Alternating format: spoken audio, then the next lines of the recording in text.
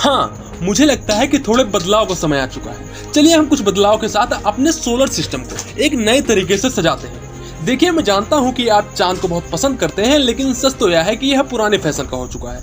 तो हम कुछ ताजा सा तड़कता भड़कता लेकर आते हैं। यूरोपा कैसा रहेगा? हाँ, ये मुझे पसंद है, मुझे काफी पसंद है। जानता हूँ चांद का फैशन हमेशा रहेगा, लेकिन अगर इसके जगह यूरोपा आ जाए तो क्या ही कहना।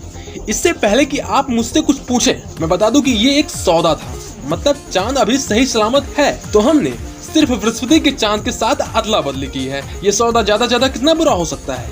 क्या यूरोपा में कुछ राज हमारे लिए छुपे हो सकते हैं? क्या यूरोपा हमारे आसमान को और भी खूबसूरत बना देगा, या हमने बहुत बड़ी गलती कर ली है? आप देख रहे हैं एक्सेप्टेड, और ये है एक्सेप्टेड। चांद की जगह यूरोपा हमारा चक्कर लगाने लगी। यूरोपा बृहस्पति के 79 चांदों में से एक है, और मुझे नहीं लगता कि एक चांद के लेने पर उन्हें कोई फर्क पड़ेगा। बर्फ की चादर से ढके यूरोपा के नीचे पानी है, और ये हमारे सोलर सिस्टम का छठा सबसे बड़ा चांद है। इसकी बर्फीली सतह के कारण यूरोपा सूरज के ढेर सारे प्रकाश को रिफ्लेक्ट करता है, जिसके कारण ये बहुत ज्यादा चमकदार है।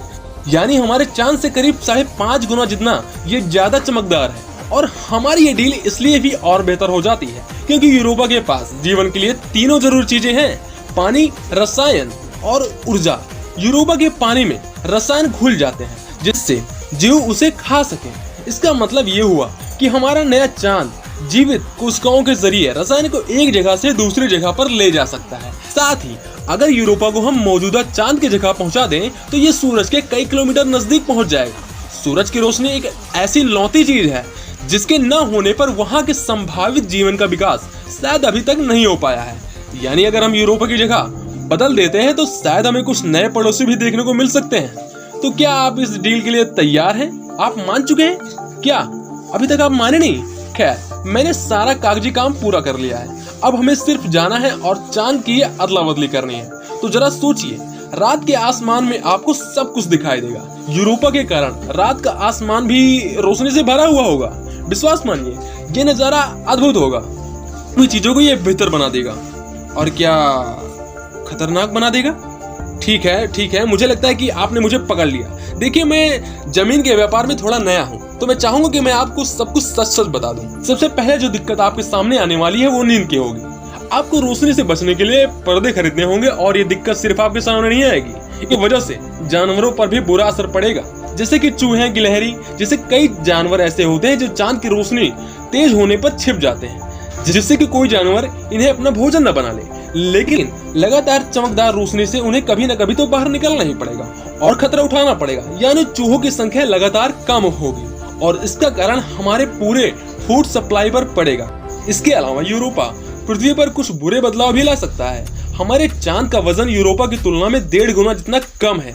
इसका मतलब है कि यूरोपा का गुरुत्वीय असर पृथ्वी पर काफी कम होगा।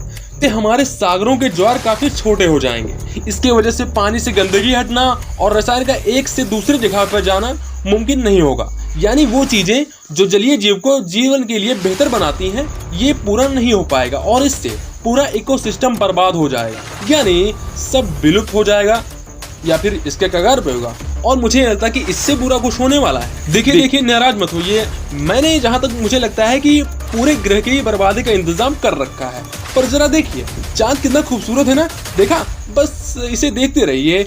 आप सहमत नहीं होंगे मेरी बातों से, लेकिन हमारे चांद की वजह से पृथ्वी की धुरी स्थिर रहती है, और नए चांद के कारण हमारी पृथ्वी अपनी धुरी पर नहीं बनी रह पाएगी, जिसके कारण मौसम और जलवायु परिवर्तन होंगे।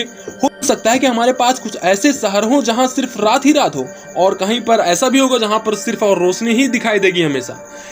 इससे सब बदलने वाला है, और मेरे कहने का मतलब है सब कुछ। अगर हमारी धुरी ज्यादा टेढ़ी हो जाती है तो हो सकता है कि फिर हमें दूसरा हिमयुग देखने को मिल जाए। शुक्र है, ये प्रक्रिया काफी धीमी होगी, जिससे हमें तैयारी करने का समय मिल जाएगा, समस्या से निपटने का एक समय मिल जाएगा। और समस्या ये भी है कि हम नहीं जानते कि हमें इससे बचना कैसे है। और अगर कुछ ज्यादा तापमान में परिवर्तन हो गया तो पूरी पृथ्वी का नक्शा ही बदल जाएगा, और हमने तो अभी तक कुछ तैयारी भी नहीं की है। तो दोस्तों, मुझे लगता है कि हमें इस सौदे को खत्म कर देना चाहिए, और ये डील अच्छी नहीं है, और मैं एक अच्छा जमीन का सौदा नहीं कर सकता हूँ। तो हम अपने पुराने चांद को बुला लेते हैं, और हम उससे पूछना चाहेंगे कि क्या वो हमें फिर से अपनाएगा, क्योंकि हम एक सुंदर सी सौंदर्य को देखकर बहक गए थे, लेकिन अब हमारी आंखें खुल चुकी हैं, और मैं रोज चाहूंगा कि मैं अपने ही चांद को देखूं। तो ये कैसा रहेगा? अगर चांद देखते देखते एक दिन गायब हो जाए, मतलब ये क्या? हाँ, ये क्या हुआ? चांद फट गया? ये एक अलग स्टोरी है, एक अलग एक्सेप्टेड एपिसोड के लिए। देखते रहिए एक्सेप्टेड।